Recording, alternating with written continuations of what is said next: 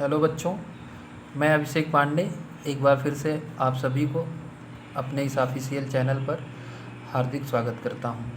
आज का हमारा टॉपिक है दर्पण के लिए हम सूत्र की उत्पत्ति करेंगे। वो सूत्र 1/f is equal to 1/u plus 1/v होता है, यानी कि 1/f बराबर 1/u धन 1/v। उसी सूत्र की आज हम लोग स्थापना करेंगे।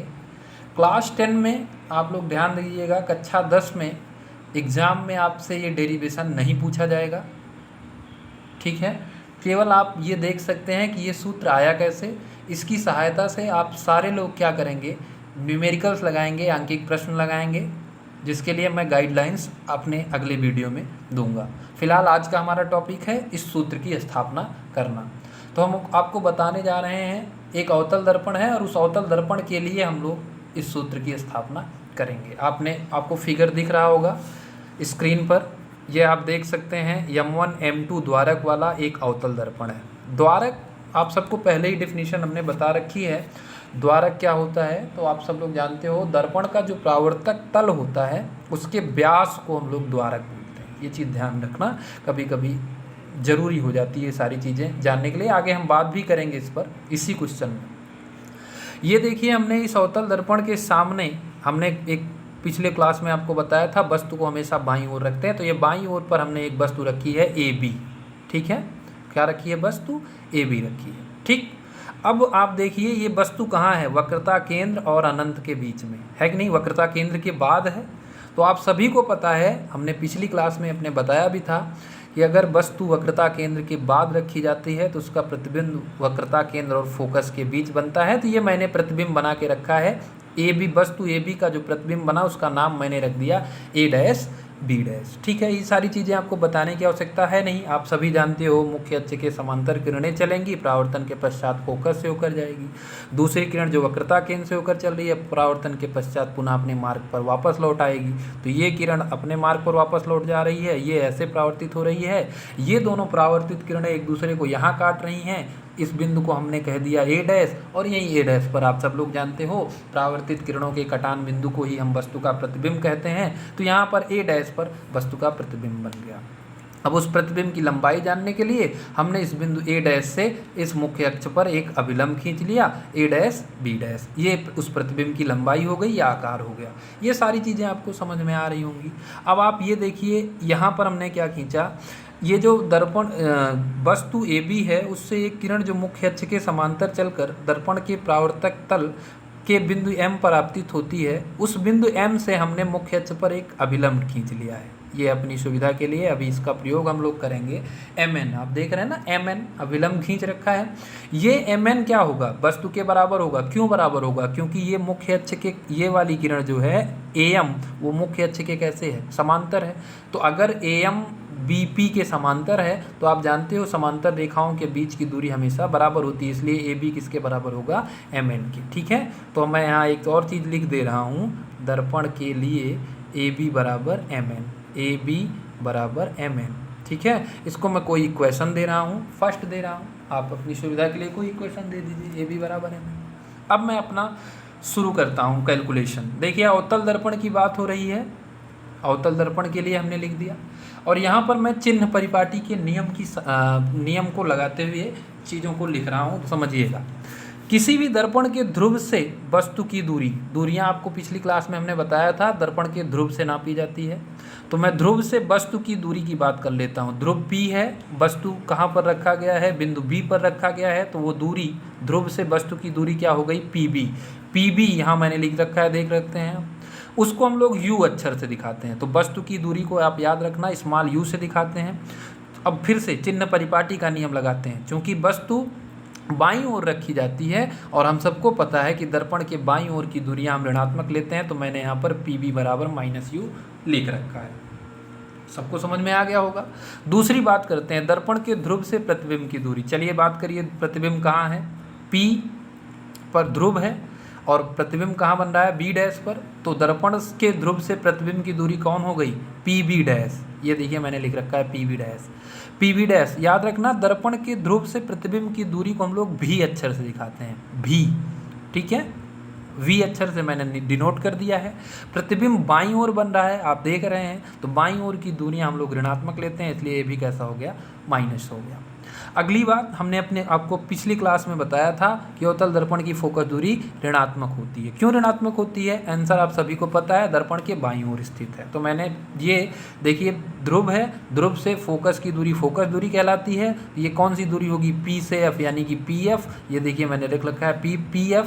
इसको हम लोग फोकस दूरी को स्मॉल f से दिखाते हैं, ये दिखा दिया स्मॉल f, बाईं ओर स्थित है इसलिए माइनस चिन्ह लगा दिया। ठीक, आगे बात कर लेते हैं वक्रता त्रिज्या। वक्रता त्रिज्या ध्रुव से वक्रता केंद्र की दूरी होती है, या दर्पण जिस खोखले गोले का पृष्ठीय भाग होता है उसकी जो त्रिज्या होती है वो वक्रता त्रिज्या कहलाती है। या दूसरे शब्दों में आप याद रखिए, ध्रुव से वक्रता केंद्र की दूरी। अब आप यहाँ देखिए, ध्रुव ये P है, वक्रता केंद्र C है, तो ध्रुव से वक्रता केंद्र की दूरी PC हो जाएगी। यहाँ पर मैंने लिख रखा है PC। PC को हम लोग यानी वक्रता त्रिज्या को स्मॉल r से दिखाते हैं, तो इसे यहाँ पर लिख रखा है स्मॉल r। और ये भी देख लीजिए आप, ये किधर स्थित है? बाईं ओर, तो यहाँ पर साइन लगा रखा है माइनस। ठीक, आगे बात करते हैं। देखिए ये सारी चीज़ें जो मैं आपको बता रहा हूँ, मैं पिछली वीडियो भी बना रहा था, उसमें कुछ समस्याएं, तकनीकी समस्या आ चुकी थी। यहाँ तक मैंने वो वीडियो बना रखा था, उसको मुझे डिलीट करना पड़ा, इसलिए मैं उसके आगे बातें आपसे कर रहा हूँ। ठीक है, अब मैं बात करता हूँ त्रिभुज ABC और त्रिभुज A'BC से। अब देखिए त्रिभुज ABC कहाँ है? ये देखिए ABC, ये वाला त्रिभुज आपको दिख रहा है ना, ये वाला त्रिभुज ABC है। और A'BC कहाँ है? देखिए A'BC, ये वाला त्रिभुज है। अब आप देखिए, मुख्य अक्ष पर वस्तु हमेशा अभिलंबवत रखी जाती है, मुख्य अक्ष पर प्रतिबिंब हमेशा अभिलंबवत बनता है। तो ये वाला कोण दोनों 90 अंश का हो गया। यानी कहने का मतलब इन दोनों त्रिभुजों में ये वाला कोण, ये वाले कोण आपस में बराबर हैं। ये मैंने लिख दिया ABC, कोण ABC बराबर कोण A'BC के, ये लिख दिया। दोनों ही कितने हैं? 90 अंश के, लिख दिया 90 अंश। दूसरी बात, आप सबको पता है, दो त्रियक रेखाएं ऐसे जब किसी एक बिंदु पर एक दूसरे को प्रतिच्छेद करती हैं तो शीर्ष की ओर अभिमुख कोण शीर्षाभिमुख कोण कहलाते हैं और वो आपस में बराबर होते हैं। यहाँ आप देखिए, ये वाली त्रियक रेखा, ये देख रहे हैं AA' और दूसरी BB', ये दोनों एक दूसरे को बिंदु C पर काट रही हैं। तो ये वाला कोण कैसा हो गया? शीर्षाभिमुख कोण। तो ये दोनों कैसे हो जाएंगे? बराबर। तो मैंने लिख रखा है कोण ACB बराबर कोण A'CB'। ठीक है, शीर्षाभिमुख कोण है। अब आप सबको पता है दो समरूप त्रिभुजों में क्या होता है। अगर दो नियरेस्ट एंगल, दो नज़दीक संलग्न कोण है, किन्हीं भी दो त्रिभुजों में आपस में बराबर हो जाते हैं तो वो दोनों त्रिभुज समरूप हो जाते हैं। इस प्रकार त्रिभुज ABC और त्रिभुज A'BC कैसा हो गया? समरूप त्रिभुज हो गया। अब दो समरूप त्रिभुजों में संगत भुजाओं का अनुपात बराबर होता है। तो मैंने सबसे पहले त्रिभुज ABC की भुजा लिखी AB यहाँ पर लिख रखा है। अनुपात की बात हो रही, मतलब बटे, तो मैंने बटे लगा दिया। अब इसके संगत इस त्रिभुज में कौन सी भुजा है? आंसर है A'BC। कैसे पता लगा संगत है? आंसर है ये इसके साथ 90 डिग्री का एंगल बना रही है और ये A'BC इसके साथ 90 डिग्री का एंगल बना रही है। तो ये और ये कैसे हो गए? संगत भुजाएं हो गई। तो यहाँ पर मैंने लिख रखा है AB/A'BC बराबर दूसरी संगत भुजाओं के अनुपात के बराबर होता है। दूसरी संगत भुजा में अगर यहाँ की ये वाली BC ले रहा हूँ, BC, तो इसके संगत इसमें कौन हो जाएगी? अब आप कोण से पहचानिए, ये 90 डिग्री का बन रहा है और ये वाला कोण। अब इसमें ये दोनों कोण कहाँ हैं? ये और ये। तो कौन से इसकी संगत हो जाएगी? ये B'/C। तो क्या होगा? ऊपर BC/B'/C, ये मैंने लिख दिया BC/B'/C। अब इसी प्रकार अगर आप त्रिभुज FMN, फिगर में देखिए, मैं बता नहीं रहा हूँ, इसी प्रकार लिख दूंगा। त्रिभुज FMN में देख रहे हैं, FMN ये वाला त्रिभुज है और त्रिभुज A'/B'/F ये वाला त्रिभुज है। ठीक है, ये वाला त्रिभुज आप देख लीजिए और FMN ये वाला त्रिभुज आप देख लीजिए। अब आप दोनों में ध्यान से देखिए, ये वाला एंगल A'/B'/F कितना होगा? 90 डिग्री। ये वाला एंगल भी 90 होगा।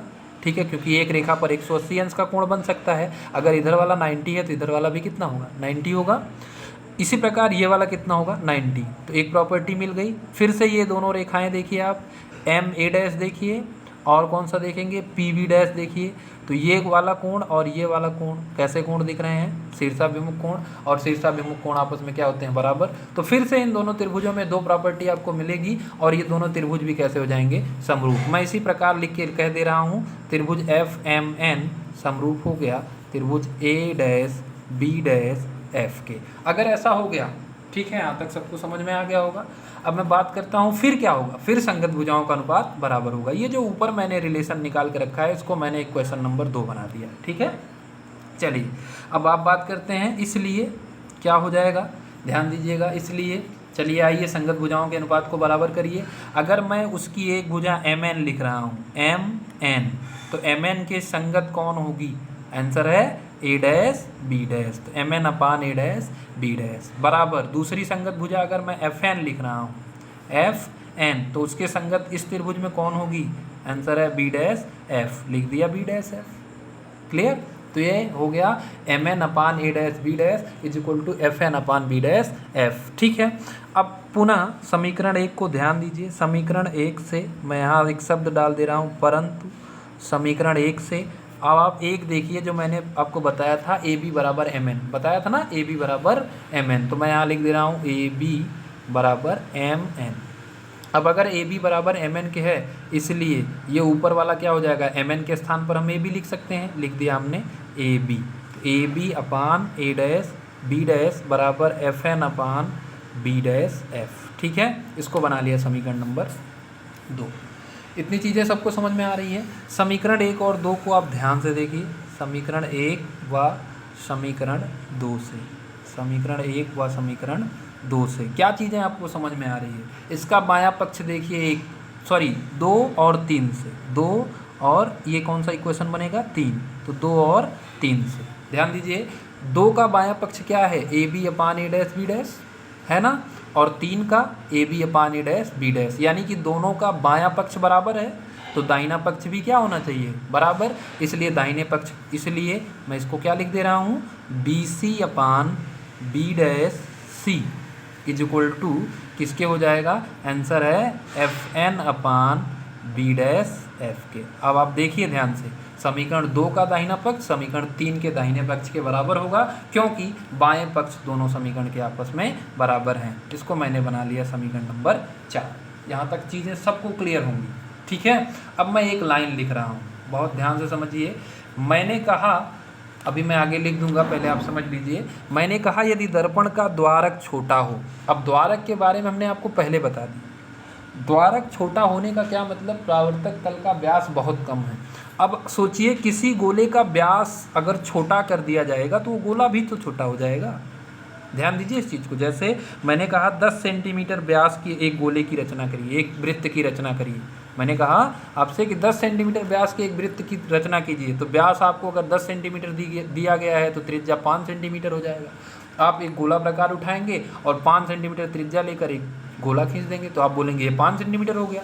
अभी मैंने कहा आपको कि 4 सेंटीमीटर व्यास का एक गोला खींचिए, तो आप क्या करोगे, इसकी त्रिज्या हाफ कर लोगे, इसकी त्रिज्या कितनी हो जाएगी, 2 सेंटीमीटर, तो एक गोला छोटा बन जाएगा, नहीं बन जाएगा, छोटी त्रिज्या लेंगे तो गोला छोटा हो जाएगा। अब यहाँ ध्यान दीजिए, मैंने कहा ये दर्पण का व्यास यानी कि दर्पण का द्वारक बहुत छोटा हो तो ये गोला भी छोटा होगा। ये गोला छोटा होने का मतलब उसका पृष्ठीय भाग जो ये दिख रहा है दर्पण, ये भी तो बहुत छोटा हो जाएगा। और जब ये बहुत छोटा हो जाएगा यानी ये इतना छोटा हो जाएगा, तो यहाँ आप पी पॉइंट अगर रखे हैं, सपोज करिए, बहुत ध्यान से आप फिगर देखिए, यहाँ पर आपको पी पॉइंट अगर रखे हैं, यहाँ पर एम पॉइंट हो जाएगा, ठीक है। ये प्रिंसिपल लाइन हो गई और ये एम से एन की खींची गई रेखा, यानी कि एन जो है वो पी के बहुत समीप चला जाएगा, ये एन पी के बहुत समीप चला जाएगा। अगर ये एन पी के एकदम पास पहुंच जाता है तो हम एफ से एन की दूरी नियर अबाउट कह सकते हैं कि एफ से पी की दूरी के बराबर होगा, यानी कि एफ एन किसके बराबर होगा, एफ पी के। इसी चीज़ को मैं लिखने जा रहा हूँ, मे भी सबको क्लियर हो गया होगा। मैंने यहाँ कहा देखिए, यदि दर्पण का द्वारक बहुत छोटा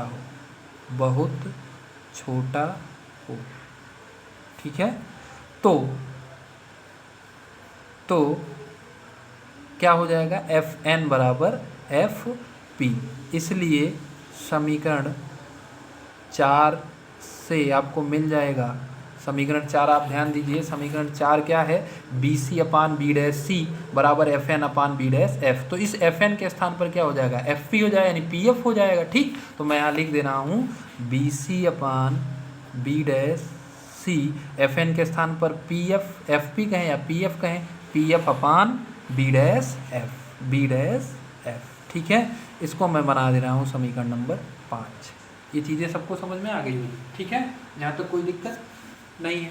अब मैं उसी चित्र को इस वाले पेज पर फिर से बना दे रहा हूँ, क्योंकि मुझे बार बार पन्ना पलटना पड़ेगा आपको समझाने के लिए। छोटा चित्र मैं बना दे रहा हूँ। ये दर्पण था, ठीक है, ये इसकी प्रिंसिपल लाइन थी, यहाँ पर इसका ध्रुव था, ये एफ हो गया फोकस, ये वक्रता केंद्र हो गया, यहाँ पर वस्तु रखी गई थी, ये कोई किरण समांतर चली थी, ये ऐसे ही गई थी, आप देख सकते हैं फिगर मैंने पीछे बना भी रखा है। ये दूसरी किरण चली थी ऐसे, यहाँ पर प्रतिबिंब बना था, वस्तु का नाम था ए बी और प्रतिबिंब का नाम था ए डैश बी डैश, ठीक है, ए डैश बी डैश, ठीक।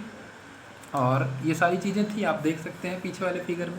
अब मैं उसी को यहाँ क्लियर करते हुए चल रहा हूँ। बी सी को मैं अगर लिखना चाहूँ तो जो चीज़ें मुझे पता है मैं उसके टर्म पर, बी यहाँ था, सॉरी बी यहाँ था, ए यहाँ था, मैं फिर से चेंज कर दे रहा हूँ, और यहाँ पर बी डैश था, यहाँ पर ए डैश था, ठीक है। देखिए बी सी, यहाँ देखिए बी कहाँ था, यहाँ था, ये वाला पॉइंट आपका बी है, ठीक। बी सी ये वाली दूरी है, ये वाली दूरी तो हमको नहीं पता है, दूरी हमको ध्रुव से पता है, ध्रुव से बी की दूरी पता है यानी कि पी बी पता है, ध्रुव से सी की दूरी यानी कि पी सी पता है। तो मैं क्या इसको पी बी और पी सी के टर्म पर लिख सकता हूँ, आंसर है लिख सकता हूँ। ये बी सी कब आएगी, पी बी में से, यानी कि इस पूरी दूरी में से, यहाँ में से ये पी बी है, यहाँ से यहाँ तक पी बी है, पी बी में से अगर मैं पी सी को माइनस कर दूँ, यही तो पी सी है, यहाँ से यहाँ तक, इस पूरी दूरी में से इतने को माइनस कर दूँ तो यहाँ से यहाँ तक की दूरी तो मिल ही जाएगी हमको। समझ में आ रहा है, नहीं समझ में आ रहा है, यानी कि बी सी मिल जाएगा। फिर से पी बी में से पी सी को मैं माइनस कर दूं तो बी सी मिल जाएगा। ऐसा क्यों कर रहे हैं, क्योंकि मुझे पी बी पता है, पी सी पता है, बी सी नहीं पता है। ध्रुव वक्रता केंद्र से वस्तु की दूरी नहीं पता है मुझे, वक्रता ध्रुव से वक्रता केंद्र की और ध्रुव से वस्तु की दूरी पता है, इसीलिए मैं बी सी को लिख रहा हूँ P B minus P C upon B dash C की बात कर लेता हूँ। बी डैश कहाँ है, ये रहा आपका B dash, B dash sorry यहाँ था, ये रहा आपका क्या बी डैश, ये क्या था ए डैश, ठीक है, यही था, सही है। तो यहाँ बी डैश है, यहाँ सी है, ये बी डैश सी है। अब इस बी डैश सी यानी बी डैश प्रतिबिंब से वक्रता केंद्र की दूरी है, ये दूरी हमको पता है, नहीं पता है, क्या पता है हमको, ध्रुव से वक्रता केंद्र की दूरी पता है, ध्रुव से प्रतिबिंब की दूरी यानी कि पी सी पता है और पी बी डैश पता है। फिर से आप वही देखिए, ये पी सी पूरा रहा और ये पी बी डैश रहा, तो मैं पी सी में से पी बी डैश को अगर माइनस कर दूं तो आपको ये मिलेगा ना बी डैश सी, ठीक है। कुछ कन्फ्यूजन हो रही है, फिगर एक बार फिर से चेंज कर दे रहा हूँ, देखिए ध्यान से, ये यही फिगर है, ये ध्रुव था, यहाँ फोकस, यहाँ पर वक्रता केंद्र, यहाँ पर वस्तु रखी गई है, ये देखिए ध्यान से आप, फिर से मैं आपके लिए फिगर चेंज कर दे रहा हूँ, ऐसे ही था, ठीक है। इसका नाम क्या था बी, इसका नाम क्या था ए, यहाँ पर आपका था ए डैश और यहाँ पर क्या था बी डैश, ठीक है। मैं बात कर रहा हूँ इसकी बी डैश सी की, ये वाली लाइन, नीचे वाली लाइन आपको दिख रही है बी डैश सी, इसको मैं यहाँ पर डिनोट करना चाहता हूँ। बी डैश सी कहाँ से कहाँ तक की दूरी है, ये बी डैश है, ये सी है, ये वाली दूरी, हमको ये वाली दूरी नहीं पता है, हमको पी सी पता है, पी बी डैश पता है। तो अगर मैं पी सी में से, इस पूरे में से, यहाँ से यहाँ में से यहाँ को घटा दूँ, यानी कि पी सी में से पी बी डैश को घटा दूँ तो बी डैश सी मिल जाएगा। तो मैंने यहाँ लिख दिया P C minus P B dash is equal to P F क्या है, दर्पण के ध्रुव से फोकस की दूरी, ये हमको पता है फोकस दूरी, अपान बी डैश एफ क्या है, बी डैश यानी कि फोकस से प्रतिबिंब की दूरी, ये दूरी हमको नहीं पता है, हम इसको भी चेंज करेंगे। तो ध्रुव से हमको बस प्रतिबिंब की दूरी पता है, पी बी डैश पता है, और ध्रुव से हमको फोकस दूरी पता है, यानी कि फोकस की दूरी, फोकस दूरी पता है, यानी कि पी एफ पता है। तो इस बी डैश एफ को, इस वाली दूरी को मैं पी बी डैश में से पी एफ को माइनस कर दूंगा तो ये वाली दूरी आ जाएगी। इसको मैं लिख दे रहा हूँ P B dash minus P F, ठीक है।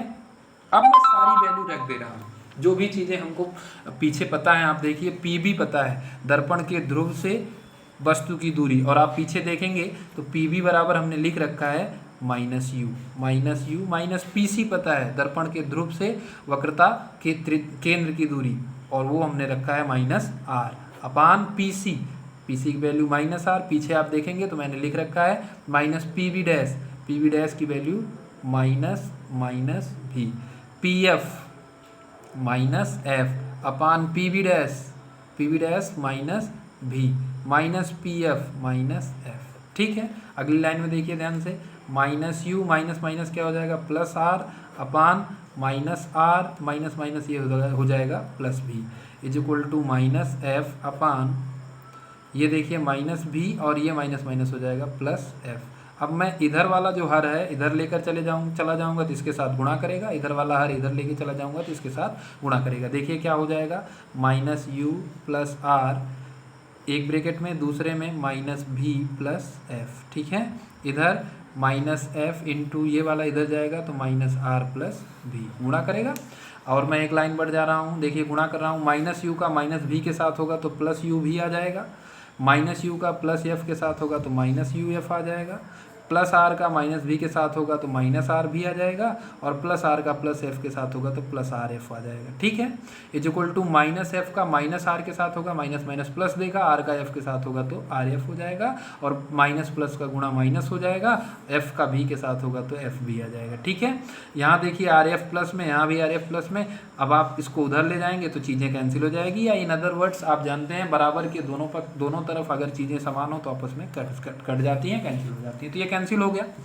अब आपके सामने क्या बचा, यू भी बचा माइनस यू एफ बचा, और क्या बचा माइनस आर भी बचा, उसको मैं उधर कर दे रहा हूँ। माइनस एफ भी लिखने के बाद ये माइनस आर भी है उधर जाएगा तो प्लस आर भी हो जाएगा। अब आपको सबको पता है एक रिलेशन एक संबंध पता है, हमने आपको बताया है फोकस दूरी और वक्रता त्रिज्या में संबंध क्या होता है। संबंध फोकस दूरी जो होती है यानी कि एफ जो होती है वो वक्रता त्रिज्या यानी कि आर की आधी होती है, एफ बराबर आर बाई 2।